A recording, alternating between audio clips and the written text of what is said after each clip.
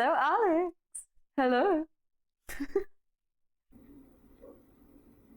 What day is it today? Oh my God, I can see Alex. I can talk to Alex about something very interesting. Wow.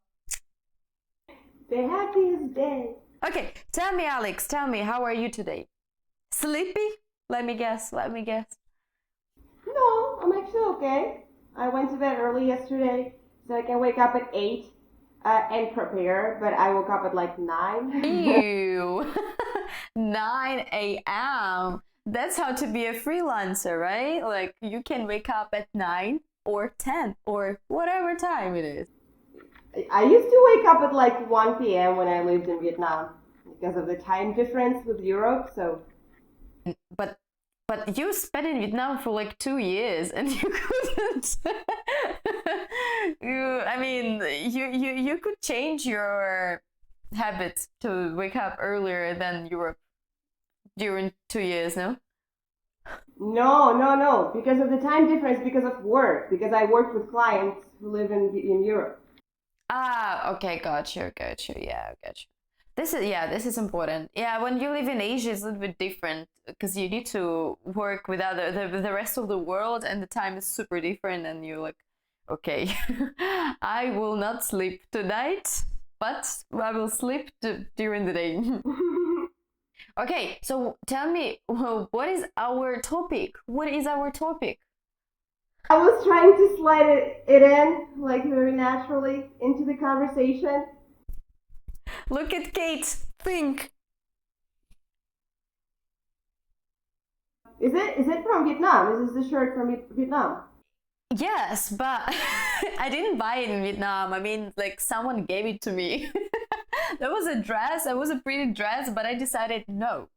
I You don't have the hat? I don't. I mean, no. This hat is very hard to It's very hard to transport.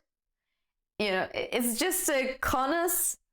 Yeah, it's a conus, and you can't even like fold it. Nothing to do. Just Yeah, I guess so. On your head? I had a helmet, so that was enough. I swear, a helmet was enough. Oh yeah, you brought the helmet. Why did you bring the helmet from Vietnam? Helmet, because it's important to have a helmet. It's a souvenir, You don't have a bike. and the bike, and the helmet. I can't leave it in Vietnam. They will die. No, no one will take care of them except me. No, I mean, I just took a part of my bike, just my helmet. Anyway, so we're gonna talk about. Vietnam? Vietnam? Xin chào, Vietnam. Fanbo! Fanbo! Vietnam ơi! Vietnam ơi! Vietnam, it's a destination to travel and highly recommended. So we're gonna talk about Vietnam. What is that? Alex, please help me. Just save me. Well, the first thing that I want to say about Vietnam is safety. It's probably one of the safest places on this planet. I've been there for 2 years. I've never been scared to go out alone, even at night, even drunk, even like whatever. The only problem that I had was if I'm alone outside, guys, mostly old and gross men would like. Children. Mostly children. No, children too, but children are fine. Children are fine because they're children. Obviously, I'm not mad at children being like, intrigued by a white person. But when like old men do that, that's a little gross.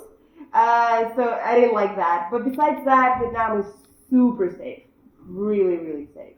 Yeah, it's amazing place because to be honest, like we lived like 100 or 150 meters to the ocean, just walking. I mean, it's super close. And as Alex said, it was super safe whenever you are in the mountains or in the forest, in the jungles, in the middle of the island, I don't know where, just anywhere, it's safe. I mean, we are talking about that nobody will just go and like put a knife on you, put a knife, point it and like, hey, give me your money. No, nothing like this. It's only the only crime that I faced with is just simply if you are not watching your stuff, if you are not watching your stuff, or you're walking with your phone like this on the street, someone on a bike can just grab it like vroom, immediately and just vroom. It's like in big cities, in Saigon or Hanoi, right? Not in Da Nang, no. But at least you don't feel like threatened. You know, you can walk alone on the streets late at night, and no one's gonna like, you know, hurt you. Exactly. It's like sometimes they even like it's even more like you're walking, you're puzzled. Okay, where is this tree? Where should I go? Whatever it is, and then someone can just literally come to you and like and ask, "Do you need help? Like, what are you searching for?" It happened with me, especially because they also want to practice English with you, and they kind of okay, please talk to me. I need to practice my English, and yeah, they're very helpful. Oh yeah, I love doing that. sometimes parents would like force their children to talk to me to practice their English. Like that happens so many times. Like go talk to her, and they're like, hello, how old are you? They don't know what to ask. They don't know what to say. They're weird, embarrassed. I mean, like, can you imagine you're a kid and you're like, okay, this is someone, a stranger, like a foreigner. You never seen someone like this before, like creature, whatever, and you talk now, go. What? Yeah. Oi, my coffee is just dropped. Whatever. So yeah, I mean, it's just parents. Because they pay a lot of money for English classes, so they want to see the result or like to want to show off, obviously, in front of others. Like, look at my kid, he can talk. Nice. He can talk. But let's talk about something different. Like, yeah, first of all, there are so many different things that you can do in Vietnam. You can also ride a bike. It's not safe, but you can, and it's not driving license is required, to be honest. It's just like, you know, you can buy a bike or rent it without any license, any documents. You they just pay money. And there are no rules on the road. There are no rules on the road. You just drive. And you also need to observe the situation like for 360 degrees. Because it can, like, someone can drive from any side you didn't even expect. You're like, oh my god. So that's why I brought my helmet, because it saved my life not once. So that's it. And you also, but there are so many ways also to move around the city and inside of the city. First of all, grab bikes. So you can order a taxi, like it's a bike taxi or a normal taxi. It's cheap. It's very affordable. Then also, yeah, and also between the cities, there are like sleeping buses, and they're very comfy because you can literally lay down. But the not comfortable is just the speed. How do they move? No, as I remember, they're quite fast. And I've been to this sleeping bus to cross the border between like, you know, Visaran, and I was not in a very comfortable situation. It was in the back. The claustrophobic people, they probably will just cry in this space. But it was fun. I was with like two guys, and we were just laughing and eating. So it was okay. Okay, do you have any experience with any kind of experience with the move transportation? Of course I do. Well, I have two problems with Vietnamese buses. I mean, they are fast, they are cheap. You can sleep in them. That's all great. Two main problems is problem number one is that, well, that's not only with buses. It's just whenever you drive a car, you honk all the time because there are like those bikes everywhere. You need to honk to let them know that you're coming. So the entire night you'll hear like the entire night. It's impossible to fall asleep. Oh yeah. Yes, I forgot about that. Oh my god, I really forgot. And problem number two, which is actually even harder, even worse, is there are no bathrooms on the bus. There are no bathrooms.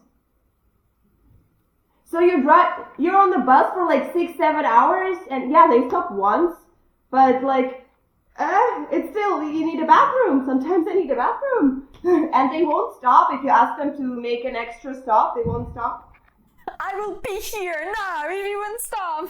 No, that happened in front of me. Like a girl said that we didn't make a stop for like 4 hours. And she was like, like, I need to use the restroom. We've been on a road for like 4 hours. Like, I'm gonna like pee my pants. Jesus Christ. And he was like, nope. And we drove for another like 3 hours. We didn't make any stops. And I mean, poor girl, Jesus Christ. I didn't need to go to the bathroom, thank God, because I knew about that. So I just didn't have any liquids for like hours before. Because I'm, but yeah, poor girl. Jesus. Can you imagine? Oh, I remember what happened to me and the buses. Like few quick stories. So first of all, sometimes like you get a visa only for 3 months in Vietnam. Tourist visa are only for 3 months. I mean, if you're not Americans who are allowed to be in on the country for the year, probably half of a year, something like that. They have, yeah. I don't know why. Anyways, so each 3 months you need to cross the border. So the easiest way is just to go to Cambodia by sleeping bus or any like Lao. Lao is the easiest way. I mean, because Cambodia is it's bordered with Vietnam, so yeah, but like all visa agencies, they take you to Laos because it's closer. I don't know. I've never been to Laos. I've been to Cambodia probably twice. So yeah, and Cambodia, it's another story. Have you been to Cambodia? Okay. Anyways, so what I remember from my from my first visa round, it was horrible. Oh my God, it was horrible. So first of all, they didn't tell you where is the border, what the border is. So they just point there, and like there was fog everywhere. And I was with a girl. We were just walking like where we are, what are we gonna do? And the border is creepy as well. Like they are. Well, I don't even remember. Well, yeah, I mean, it's just creepy. Anyways, so and the way back, they're supposed to take us for like to another bus and with other people from Cambodia as well. So they sold tickets, but there weren't enough space for all of us. So I was sleeping on the floor with Vietnamese dudes. Jesus. Can you imagine? So there was like guys, Vietnamese guys, I don't know, like from Cambodia, whatever it is. We were all sleeping on the floor like asses. We were like, I remember that we were back to back with the guy on the floor. Oh my gosh. And the bus like probably broke a few times on the way back. That's what I remember. What else? So another story. So I forgot my picture on the way back from Cambodia. They're supposed to, when you get your new visa, you need to give them a picture. So I didn't have a picture, forgot about that. And then a customer guy, he was like, money though. If you don't have a picture, pay me more money. I'm like, no, I'm not gonna do it. So, and then there was a guy, he was like, okay, I will go. He pushed me to the wall. I will just probably, if I have these pictures, I will put it here somewhere. They're crazy. He pushed me to the wall. He just took a picture of me like, okay, 10 minutes, I'm going back to the country and then come back, to the city, nearest city to print these pictures and I will give it to you. So, and I was waiting for him, I don't remember for how long. And just, okay, when I'm done, when I done all of this procedure, what is it, like this thing, and there were no bus. Bus left. My bus left. And me on the border with thanks God I had my backpack with me, But so it left, but to be honest, I was lucky because it was another bus on the on this water, so I just jump in it, and I paid another another sum of money. But yeah, that was the story. I think they didn't wait for one of the guys. When I was on visa run, they didn't wait for one of the guys too. Yeah, I remember that. We just left him there, and I was like, okay. What is he gonna do? Like, what the heck? You just left him there?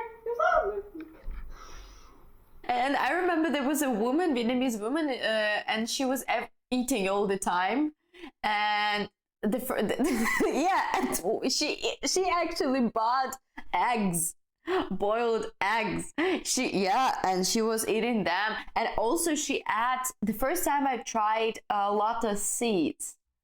The taste is pretty interesting. Yeah, it was nice. Yeah, if a Vietnamese lady will tell you, okay, would you try lotus seeds? Yeah, I highly recommend this.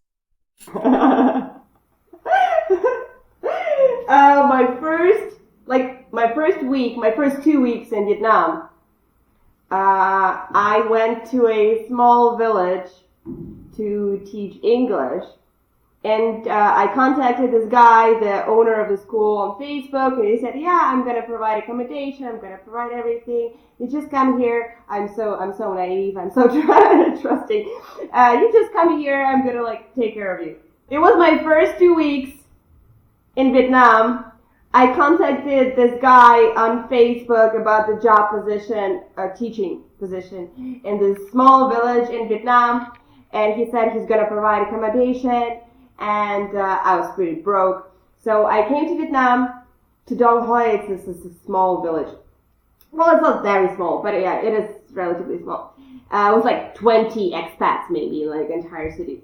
So he picked me up at the bus station. He brought me to his school and showed me around. And then he brought me to the hotel. So I spent one night at a hotel. It wasn't like luxurious, but it was a hotel nonetheless. And then the next day, he said, "Next day I'm going to take you to your accommodation, to your apartment. But you're going to share the apartment with another teacher." I'm like, "Okay, sure, no problem. I'm going to share an apartment with another teacher." And so the next day, he's picking me up, and he's driving me like super far away, like so far away from the center, and his school was at the center. So he's driving me to this house that's barely even standing. There's like, you walk in, there's no furniture, there's no toilet, there's just a hole in the ground. There's no anything. Creepy. Run, Alex, run.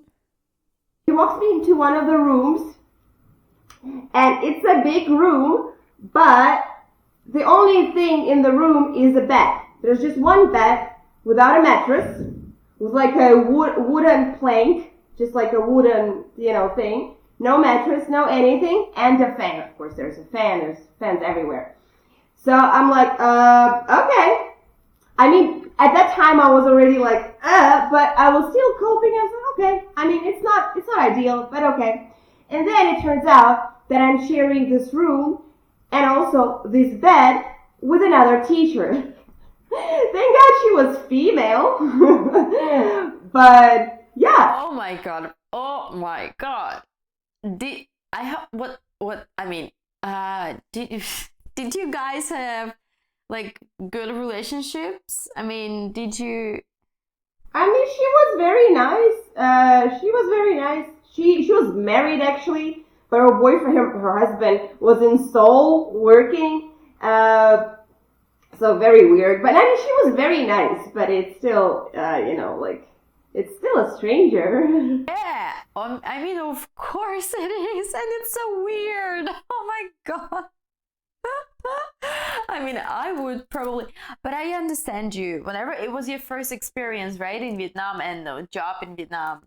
So yeah, I mean, teaching English in Vietnam is sometimes nice when you're teaching in Da Nang near the ocean with the all provide. I don't know how to explain. The atmosphere is nice. A lot of expats, bars, whatever. What do you want? Like mountains. What do you want? What do you need? Like. No, for sure. I mean, I'm very happy I came to Da Nang afterwards. And then if you are in the somewhere in middle of nowhere in a small village city, whatever, not city, like province, and there are only like 20 expats during this area. Yeah, this is horrible. I've been to this situation before as well, but yeah, but a little bit different. Thanks God it was different. Let's talk about maybe business things in Vietnam. Our friends, I have few friends. They still have businesses in Vietnam.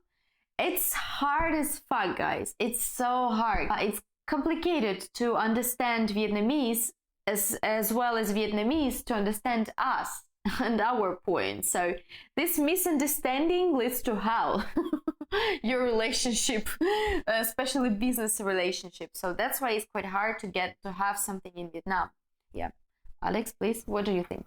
So yeah, I've been on a Tinder date with a guy from Sweden who opened a football school for Vietnamese kids to teach them how to play football and soccer for, people who don't know what football is.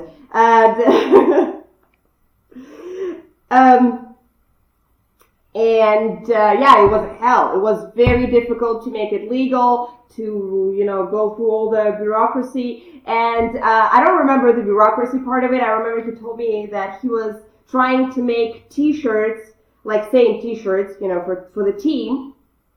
And he had like a design and everything. And it took him like 10 times to find a company that would get it right. Because they would screw up the color. They would screw up the words. They would just screw up the design. It was always something was wrong. So it took him like I don't know, half a year to get the just t-shirts with like team number and colors.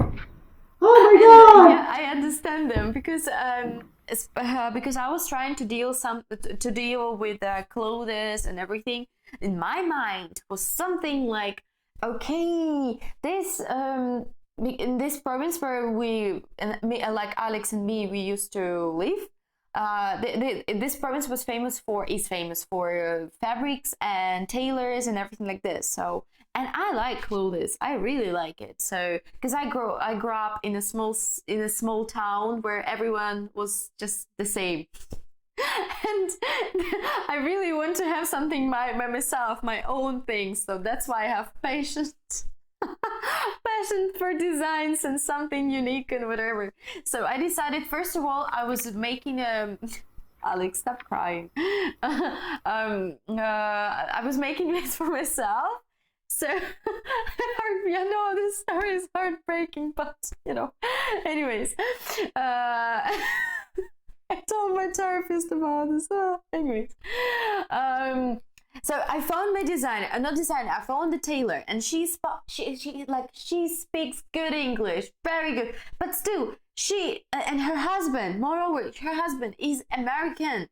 Her daughters, they speak perfect English, perfect Vietnamese. They are bilingual, They kind of have different cultures, but no, that doesn't mean something. That's still a big, I don't know. Like, woo, it's a hill. I don't know. It's a real mountain between. So understanding, because I told her, okay, like this, and every time when I come back, just to get my t-shirt or whatever it is, especially a t-shirt or short, my sleeves were shorter, here shorter, something, no. Something was every time wrong. The first, because I was too excited about the opportunity to tailor my own clothes there. So I was like, okay, probably she will fix it next time it will be better. Next time it will be better. No, it wasn't better. So if you have Vietnamese employees, so you need to understand them. So you need to speak Vietnamese, which is fucking hard. No, Vietnamese is one of the most difficult languages in the world, for sure. It's super hard. And they have tones, 5 tones. Five? I thought it was 6. Some provinces they have 6, some 6, some 5. Different. Yeah, Chinese has 4. Vietnam is huge. So in the north, they don't understand people from the south, and like this, the dialect. They are different. They cannot communicate. Yeah. what I wanted to say is just I met really good, cool people there. Different cool people. They're still my friends. So the environment is healthy. No, Vietnam is an amazing place. If you're looking for a place to start traveling and you're kind of like scared because you don't want to be, I don't know, you feel like it's not gonna be safe or it's gonna be too overwhelming. I mean, Vietnam is gonna be overwhelming. It's very different. You're gonna experience cultural shock if you have never been to Asia before.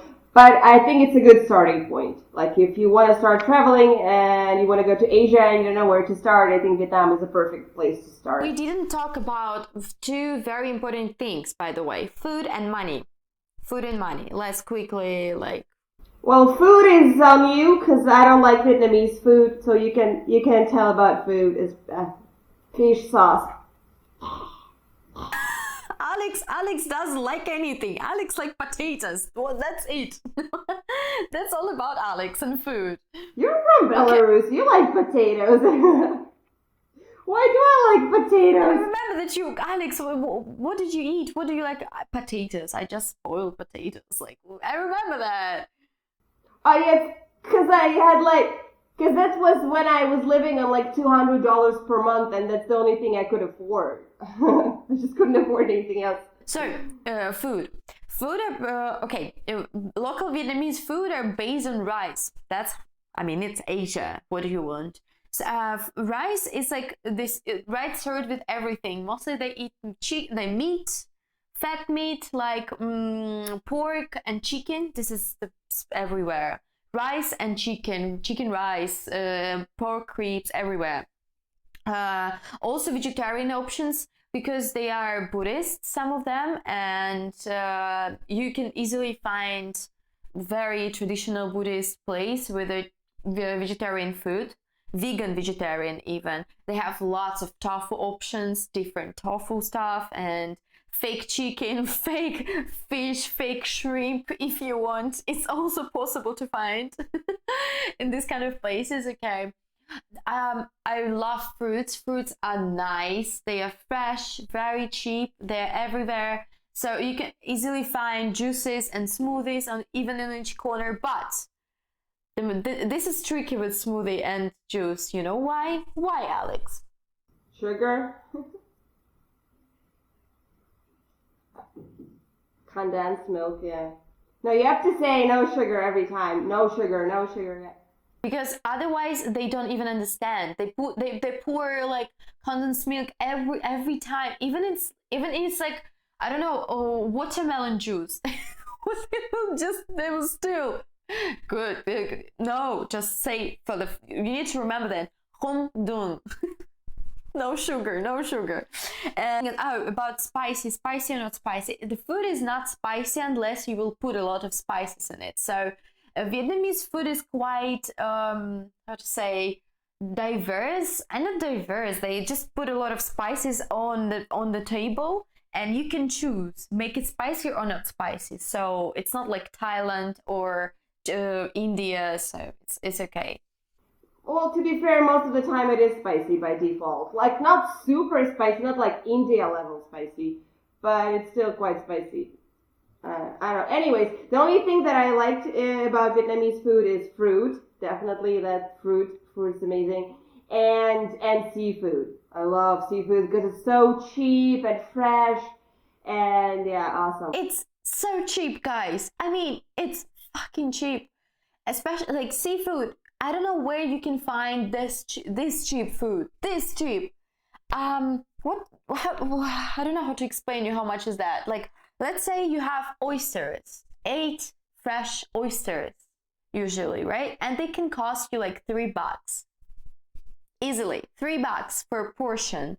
Then let's say you're like squid or anything like this. You can find anything between like $2.5 to $4, like easily everywhere. I mean, of course it can be more expensive. You're not talking about lobsters or like langoustines or anything like that.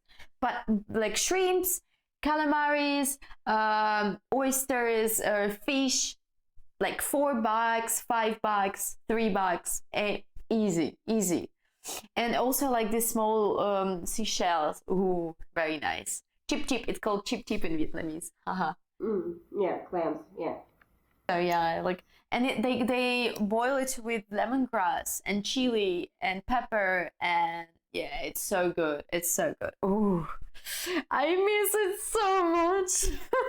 Yeah, me too. Now we're talking about Da Nang and the sea and the beach and the mountains and the food. I'm like, oh, I miss Vietnam a little bit. It's a place where the grass is green 24 hours and 365 days a year. I mean, it's not that. I mean, no, rain season is still. Oh well, rain season is also. This last time it was so bad, storms and everything. Wow, cold. And when it's rain season in Vietnam, it's wet. It's like 80% wet all the day. Humidity. You just raincoat, and then you have two raincoats because and when, especially when you're driving a bike, so it's a question every time, what should I wear on my foot? Because it's not safe to drive with your flip-flops, which most Vietnamese drive like. But whenever you wear some, I don't know, sneakers, they are completely wet all the time. Whenever if you go out during the rain season or disgusting period, I hate it so much. The last rainy season, like the first, I've been there 2 years. So the first rainy season was like super chill, like barely ever rained. And the second rainy season, it rained for like 4 months non-stop. Like, oh my God. And we were in lockdown from July to September. So we could go out. And then in September, when we could go out, it's the rainy season started. So we were still kind of like screwed for another like 4 months. Oh my God. No, rainy season sucks. Vietnam and accommodation. Oh, the perfect option for me was it's okay. It was very cheap because probably it was a coronavirus thing, but also it's actually cheap for the place we've been to. We lived like, as I told you, like 100, 150, 100, and you can see the ocean. Well, I paid for really good accommodation, probably like $230 a month. Plus, there was a cleaning lady. Oh yeah, Cleaning lady, and she usually comes. She comes like once a week, right? Well, sometimes twice a week. Twice, sometimes twice, right? So cleaning lady, and you pay, and it's all in. I mean, yeah. And the water, so of course you cannot drink tap water, so you usually buy like 20 liters, right? 20 liters of water, and it costs you like $2 maximum for good water. I can't drag 20 liters of water by myself, so it's just water that is provided by the accommodation. Well, in my building, I had like water, like a clean filtered water downstairs, so I can just grab it anytime I want. It was free.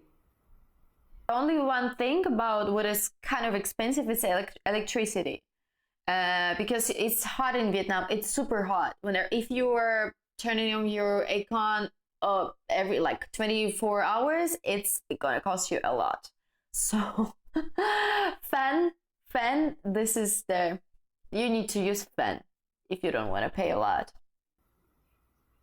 Yeah, no, I use aircon only at night, because at night you need it, like, and at night it's just too hot. If you are a freelancer, if you work and you live in Vietnam, so you can go out, you can go to any coffee place and drink, like, buy a few coffees or one coffee for $1 or $2, and then just stay there, and it's super cool. And a lot of people are around. There's co-working spaces. You can talk, whatever. It's just amazing. So there was a quick, briefly talking story about Vietnam. Of course, we have more things to talk and to tell you and to share with you. So many stories, but we want to hear you as well. Just tell us, what was your experience in Vietnam? Did you like it? Didn't like it? What happened with you in Vietnam? So yeah. If you have other stories about your travels, about, whatever, some funny stories, sad stories, weird stories, just share them in the comments below. And if you want to hear more about our experience in Vietnam, let us know, and we will. Sorry, it was a fly right here. And we will let us know, and we will make another video. Thank you so much for watching us, BusyZebu podcast. Right. Like, repost, repeat, read, laugh. I don't know. Just have fun, guys. Bye bye. Good day. Good day. Bye bye.